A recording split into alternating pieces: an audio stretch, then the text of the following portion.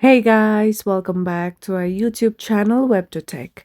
And in today's video, I'm going to guide you through how to change your Facebook page name.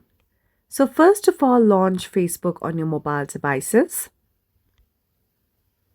Now, make sure that you have switched to your page. You can do it simply by tapping on the hamburger icon at the top left. Now, once you have switched to your page profile, scroll down below and tap on Settings and Privacy. From here, go ahead and tap on Settings. Now, once you come here, scroll down below and you'll see the option of Page Setup. Tap on it. Now, you'll see the category of Name.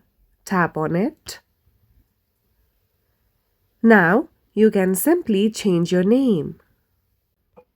Here we go. Now, one thing you have to note down is that once you change your name, you won't be able to change it again for 60 days. After that, tap on Review Change at the bottom.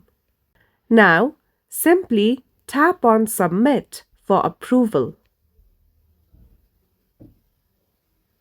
And now, your new page name will be sent for approval.